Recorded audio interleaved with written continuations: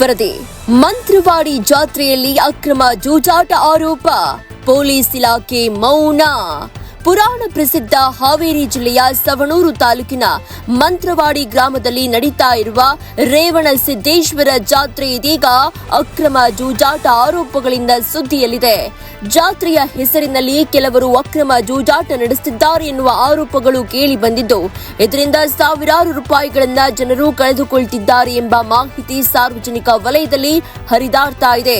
ದಿನಗಳಲ್ಲಿ ವಿವಿಧ ಗ್ರಾಮಗಳ ಜಾತ್ರೆಗಳಲ್ಲಿ ಇಂತಹ ಜೂಜಾಟ ಚಟುವಟಿಕೆಗಳು ಸಮಾಜಕ್ಕೆ ಕಂಟಕವಾಗ್ತಾ ಇವೆ.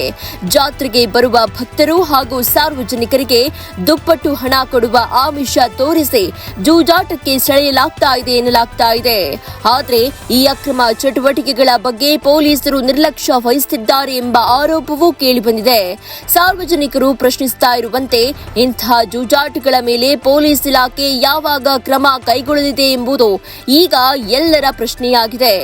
ಒಟ್ಟಾರೆಯಾಗಿ ಜಾತ್ರೆಗಳ ಪವಿತ್ರತೆ ಕಾಪಾಡಲು ಮತ್ತು ಸಾರ್ವಜನಿಕರ ಹಿತಾಸಕ್ತಿಗಾಗಿ ಇಂತಹ ಅಕ್ರಮ ಜೂಜಾಟಗಳಿಗೆ ಪೊಲೀಸ್ ಇಲಾಖೆ ತಕ್ಷಣವೇ ಕಡಿವಾಣ ಹಾಕಬೇಕು ಎಂಬ ಒತ್ತಾಯ ಹೆಚ್ಚಾಗಿದೆ.